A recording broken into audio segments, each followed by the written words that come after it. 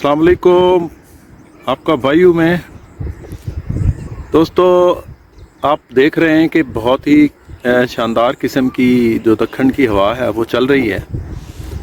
और आजकल ज़ाहिर है हमारी सारी तवज्जो हमारी जो बहुत ही अहम कपास है, जिसकी मईशत हमारी मईशत में हमारी जो है हमारी इंडिविजुअली और मुल्क की मईशत में तो बहुत अहम किरदार है इसका, जो वो कपास है उसी पे तवज्जो है हमारी।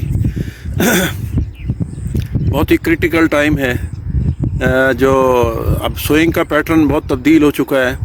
फरवरी से लगाना जो है हमारे दोस्त शुरू करते हैं और मई और बल्कि जून तक ये चलती रहती है। अब हर फसल जो है उसकी अपनी सिचुएशन है। जो अर्ली क्रॉप है उसमें जो एक पेस्ट का प्रेशर है वो नज़र आ रहा है। जो एक एवरेज जो है डेट में शो की गई है वो जो है कदर नॉर्मल है। जो लेट है तो उसमें अभी ज़ाहिर है आगे सफ़र करना है। तो यहाँ पे अब चूँकि मोस्टली फसल ने, कपास ने, पौधे ने फ्रूटिंग लेनी है, तो फ्रूटिंग के लिए बहुत ही जो है ये एक अहम सिचुएशन है कि आप उस पर कोई स्ट्रेस ना आने दें, यानी उस पर कोई प्रेशर ना हो, वो रिलैक्स हो। आप देख रहे हैं कि पिछले दिनों में बहुत हाई टेम्परेचर भी कुछ दिनों में रहा है, तो उसकी वजह से भी ज़ाहिर है पौधे की जो फिजियोलॉजी है वो डिस्टर्ब होती है। उसमें मतलब वो उसकी कंसंट्रेशन जो है वो अपनी बका की तरफ होती है, और जिसकी वजह से फ्रूटिंग के लिए वो सोचना छोड़ देता है।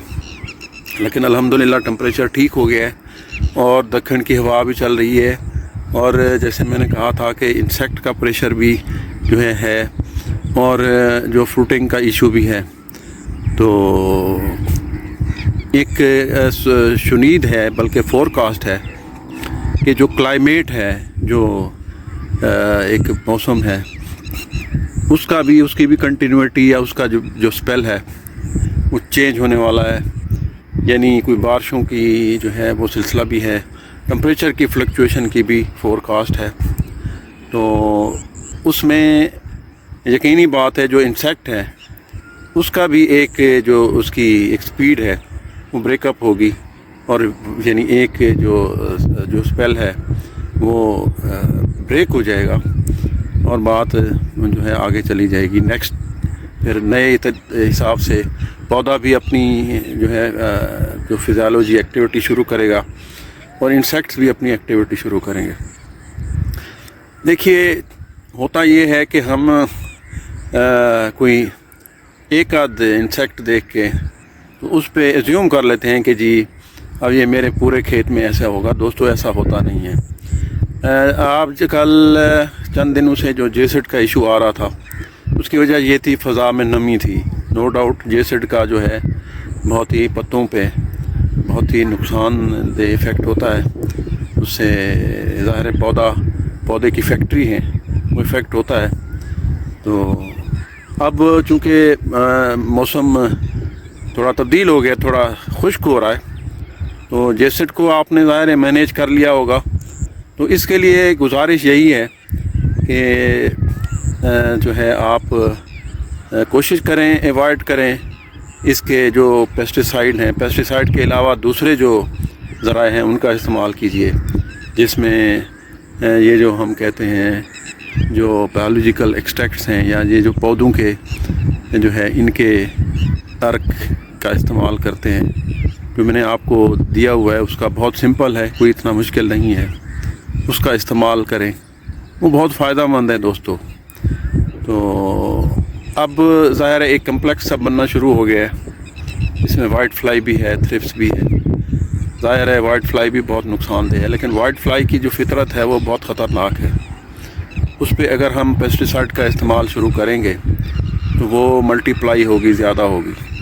देखिए, आपने अपनी इंतहाई कोशिश करनी है कि अपनी फसल का जो कलर है उसको लाइट ग्रीन रखना है, डार्क ग्रीन नहीं करना, क्योंकि इसकी जो नफ्सियात है वो यही है कि जो आपकी नरम कपास होगी, जिसको कच्ची कपास कहते हैं, उस पे ये अपने अंडे और बच्चे जो है देना पसंद करती है।